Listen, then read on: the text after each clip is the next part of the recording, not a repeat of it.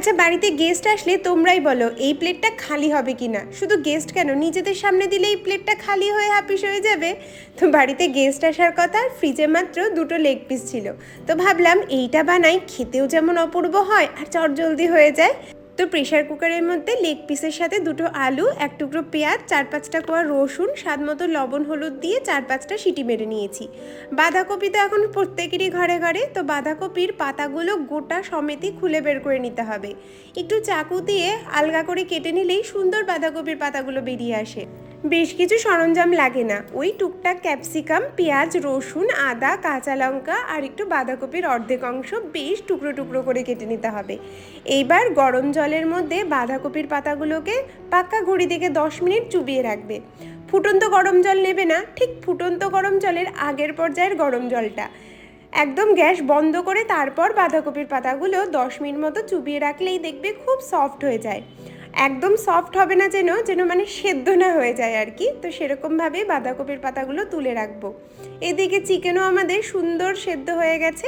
এই chicken leg piece ছিল বলে আমি করেছি ঠিকই, তোমরা সলিড পিস দিয়েও করতে পারবে কিন্তু। সমস্ত কিছু ভালো মতো করে স্ম্যাশ করে রেখে দিলাম। পাতাটাও সুন্দর নরম হয়ে গেছে, যেন ভাজ করা যায়, দেখেই বুঝতে পারছো। পেছনের যে মোটা অংশটা ডাটির মতো রয়েছে সেটা আমরা চাকুর সাহায্যে ভালো করে আগে ফেলে দেব। তার আগে পাতাগুলোকে একটু ঠান্ডা করে জল ঝরানোর জন্য রেখে দিলাম। এবার পুরটা বানিয়ে নেব, একদম বেসিক পুর। বড় সড়ো চপ টপ বাবা আমি অত বানাতে পারছি না এখন। এই পুর চপের পুরের থেকে অনেক বেশি সুন্দর হয় খেতে। প্রথমে সর্ষের তেলের মধ্যে রসুন, কাঁচা লঙ্কা আর একটু পেঁয়াজ ভালো মতো ভেজে নেওয়ার পর যে পুরটা রেডি করেছি সেটা দিয়ে দিলাম। তারপর একটু মশলা কষানো হয়ে গেলে দিয়ে দেব বাঁধাকপি আর কুচনো ক্যাপসিকাম।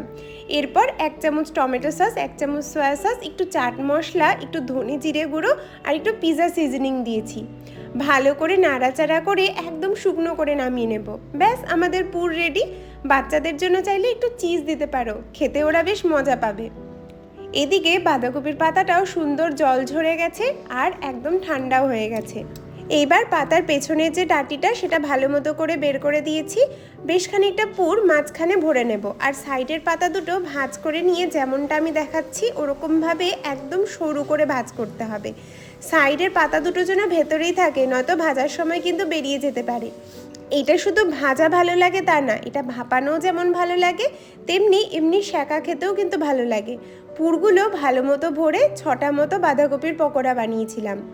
এই পকোড়ার মধ্যে শুধু চিকেনের পুর না, যে কোনো পুর ভালো লাগে। ঠিক এই প্রসেসে বানাবে, খেতেও যেমন সুস্বাদু হয় আর দারুণ লাগে দেখতে। সবার খুব পছন্দ হবে আর সবাই জিজ্ঞাসা করবে কি করে বানিয়েছো।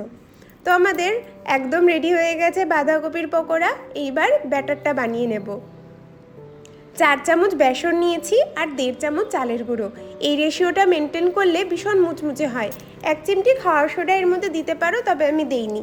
স্বাদ মতো লবণ, একটু হলুদ আর একটু অ্যাট্রাকশনের জন্য সামান্য ফুড কালার দিয়েছি। ভালো মতো করে ঘন মতো একটা ঘোল করে নিতে হবে। এক্সট্রা মচমচে করার জন্য কর্নফ্লেক্স ছিল বাড়িতেই, তো কর্নফ্লেক্স 1 কাপ মতো নিয়ে হাত দিয়ে বেশ ভালো করে গুঁড়িয়ে নিয়েছি। ব্যাস, আমাদের একদম রেডি হয়ে গেছে ভাজার জন্য।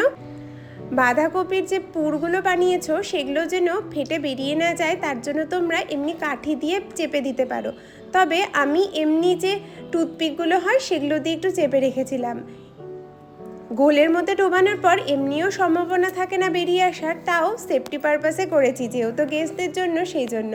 এইবার এপাশ ওপাশ করে একদম লো আঁচে ভেজে নেবে, একটুও তেল টানবে না। এত সুন্দর মচমচে খেতে হয় আর ভেতরের পুরটা অসাধারণ লাগে খেতে। বাঁধাকপির পাতাগুলোও ভীষণ মচমচে হয়ে থাকে। তো আমাদের স্ন্যাক্স আইটেম একদম রেডি। এইভাবে নিজেদের জন্য হোক বা বাড়ির লোকেদের জন্য হোক এভাবে একবার বানিয়ে দেখো। যেমন নতুনত্ব তেমন খেতে সুন্দর। কেমন লাগলো অবশ্যই জানিও কিন্তু।